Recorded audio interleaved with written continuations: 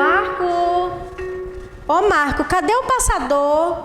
Onde tá o passador? Ah, achei. Ué, já tá gravando? Olá, pessoal.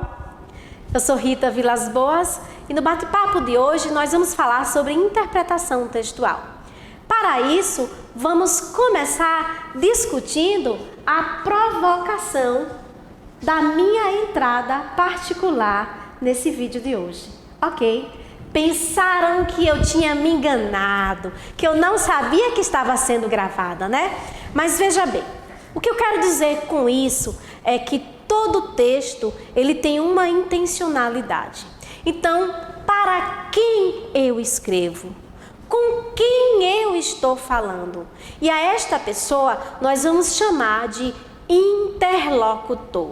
E o interlocutor de hoje inicial era o desorganizados. Imagine vocês, como é que uma professora chega para gravar a aula e não sabe onde está o controle remoto de passar os slides? Olha, então essa pessoa é desorganizada. E aí, esse texto é uma propaganda publicitária do Itaú. Não é propaganda não, viu, pessoal?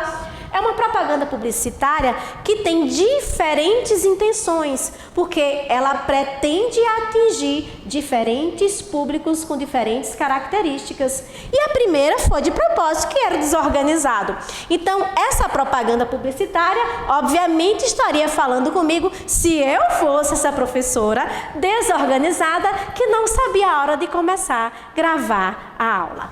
Então, imagine vocês que os recursos visuais que foram utilizados, além de serem elaborados com cores muito chamativas, a escrita desestruturada nos remete a uma interpretação de que esse interlocutor, o desorganizado, se identificaria com esta propaganda. Olha a frase de baixo. O Itaú foi feito para vocês. Então, aquela professora desorganizada se enquadraria, tá, na intenção desse texto com este formato aí. O próximo texto também é bastante interessante porque ele tem uma formação específica, tá? E imagine vocês que a imagem que aparece é uma prancha de surf, tá? Obviamente o objetivo, a intenção, o interlocutor que o banco queria conversar, dialogar, persuadir e atingir a sua intencionalidade inicial seria o público surfista. Observa a formação da prancha, ok? Surfistas, o Itaú foi feito para vocês. Bom, e nessa perspectiva de saber para quem eu escrevo, que estratégias eu vou utilizar para atingir o meu objetivo, essas propagandas publicitárias, elas foram elaboradas com caráter ímpar. E aqui tem o detalhista, que é percebido através de uma lupa que observa um detalhe mínimo. Tem os distraídos, que devem ser orientados por uma seta. Tem os ecológicos com o símbolo de retorno, retornável. Tem os pedestres, e os pedestres bem interessantes. No livro de vocês podem acompanhar essas imagens, tá? No capítulo referente a esse assunto. Os pedestres, imagine vocês que a altura do outdoor não tem nenhum outro artifício, não tem nenhuma outra estratégia a não ser a altura do outdoor. Um outdoor geralmente é feito lá em cima, né, em altura imensa. Esse aqui foi feito para mim, porque ó, ele está à altura daquele que caminha, do pedestre. Então, para mim, esse seria muito mais identificável do que o primeiro, que era desorganizado. Ok? E tem um que é muito interessante, que foi um dos que eu mais, assim, gostei. Quando eu vi esse aqui, que me chamou a atenção, eu digo, poxa, como é que alguém vai parar no trânsito para ler um texto de 84 palavras? Aí eu digo, não, esse aqui não dá certo. Quando eu fui ler, era justamente endereçado para aos engarrafados. Que público é esse? Pessoas que ficam horas paradas no sinal de trânsito esperando, né, o sinal abrir e fechar. Eu acredito que 84 palavras, eu acho que são até poucas, considerando que já enfrentamos engarrafamento de até 2 horas, tá? Por fim, tem os esquecidos, que é simbolizado por um post-it colado no outdoor, remetendo à ideia de lembrança, de lembrete. Então, percebe-se que nessa preocupação em identificar o interlocutor, a intencionalidade, ela conta, porque as estratégias que vão ser utilizadas é que vai fazer o meu texto ser convincente, ser eficiente, tá? Vamos lá. Bom, então, principalmente em textos de linguagem publicitária e textos publicitários, é preciso se pensar no perfil de que público vai ser contemplado, a que público eu quero atingir. Então, estamos pensando no interlocutor, tá? Pensando nesse interlocutor, que recursos devem ser utilizados para que eu possa efetivar a persuasão, que é a capacidade de convencer o outro daquilo que eu estou vendendo, que eu estou oferecendo, que estou ofertando.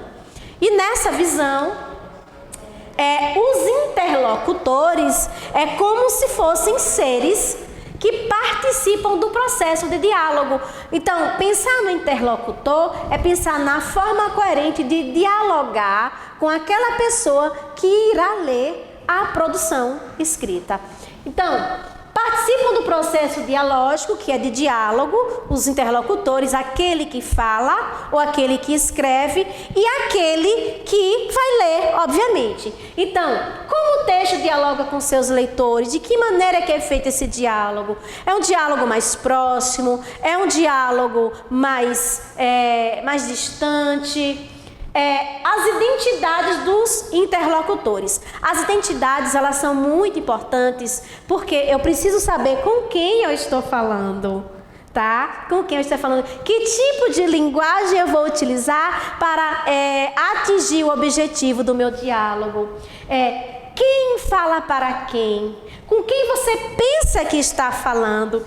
E aí chega no momento em que o perfil e discurso, eles precisam ser avaliados, tá? Com quem eu estou falando? A escolha da linguagem, as estratégias argumentativas para convencer, e os detalhes que vão ser utilizados nesse texto propriamente dito, tá? Os detalhes, eles vão fazer parte do sucesso, né, da intenção final da mensagem a ser transmitida. Então, devemos levar em consideração alguns detalhes. Qual é o nível social do meu interlocutor, tá? Qual é a situação social? Onde é que ele vive? Quais são os conhecimentos de mundo que ele possui? O perfil psicológico, aquele, por exemplo, era um professor desorganizado, tá? O comportamento, como é que ele interfere, o que é que a vida faz com a vida dele para que comportamentos distintos possam ser interferidos, tá? E interessante que na produção publicitária, a graça, a criatividade, principalmente nos outdoors, tá? Eles vão poder comunicar com diferentes tipos de públicos, utilizando também diferentes estratégias, certo? Devemos pensar também na adequação ao nível de linguagem. Agora tem um fator interessante, que é uma variável, tá? É preciso avaliar o contexto de comunicação.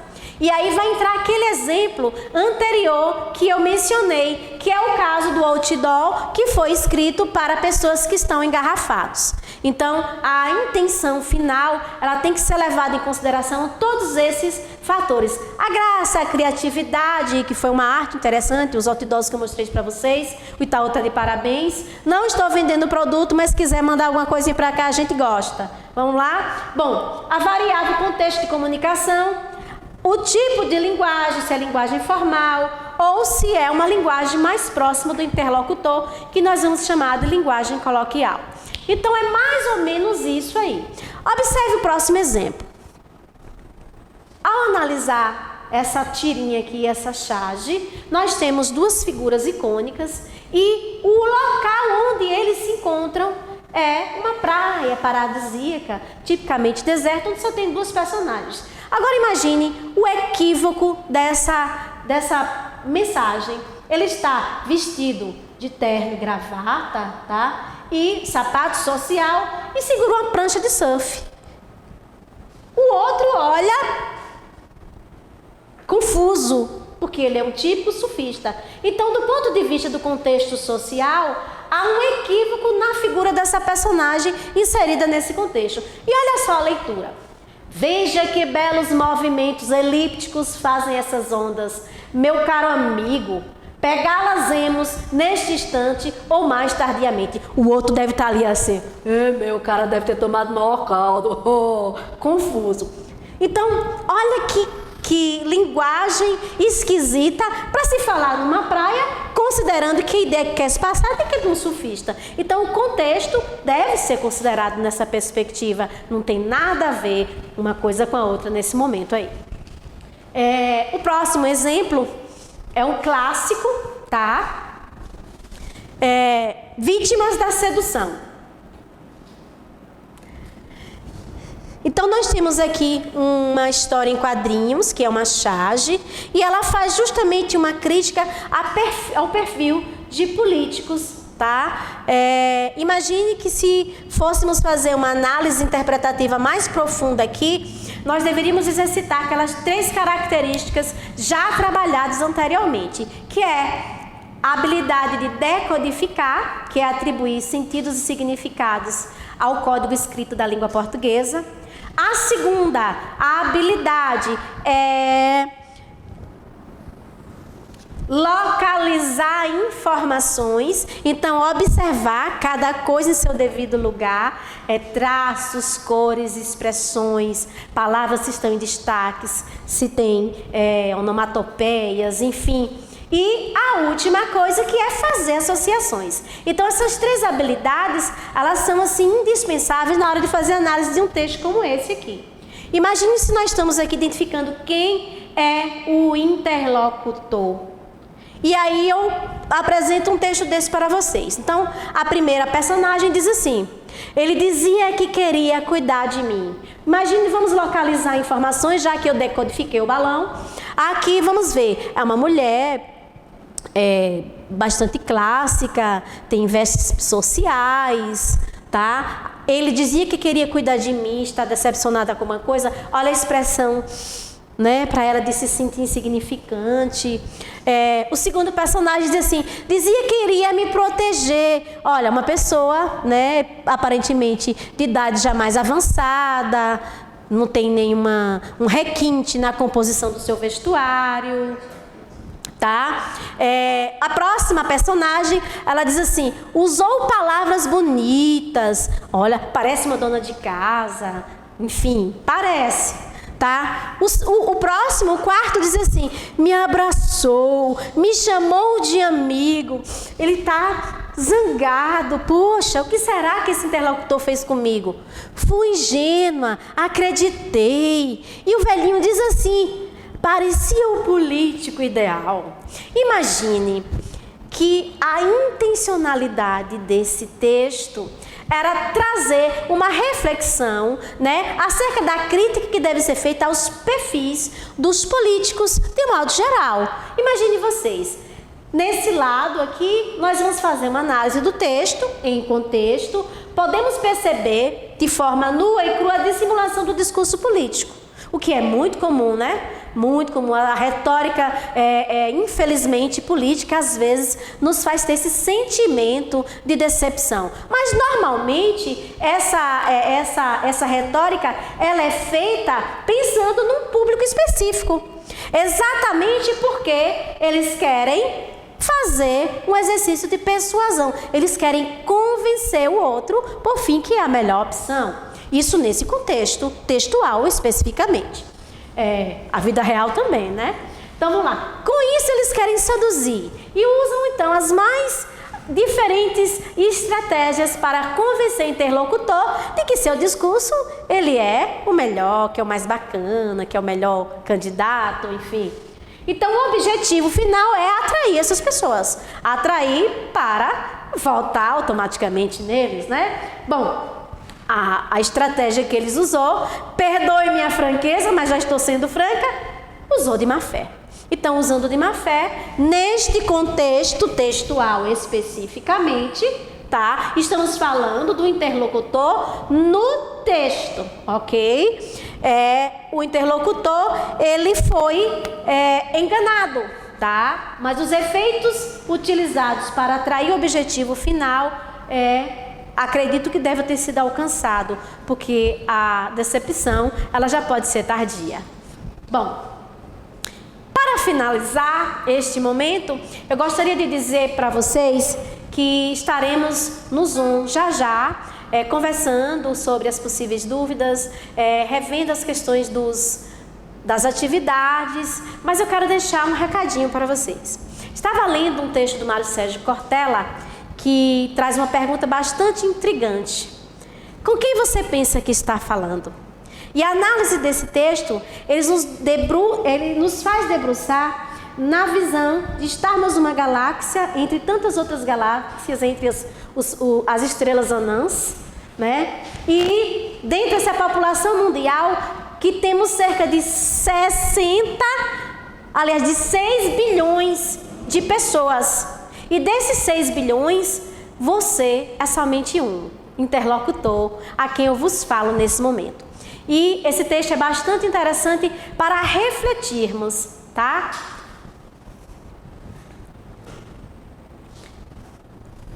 Já pensou? Já imaginou? 6 bilhões. Quem é você? Quem sou eu? Quem sou eu para achar que o único modo de fazer as coisas é como eu faço? Quem sou eu para achar que a única cor de pele adequada é a que eu tenho? Quem sou eu para achar que o único lugar bom para nascer foi onde eu nasci? Quem sou eu para achar que o único sotaque correto é o que eu uso? Quem sou eu para achar que a única religião certa é a que eu pratico? Quem sou eu? Quem és tu? Tu és o vice-treco do subtroço. Mário Sérgio Cortella. Quem é o interlocutor? Quem sou eu? Quem é você? Se fosse na sala de aula, finalizaria esse momento dizendo que a pergunta é uma retórica que fica para esse momento. Um beijão enorme para vocês. Fica com Deus. E até a próxima.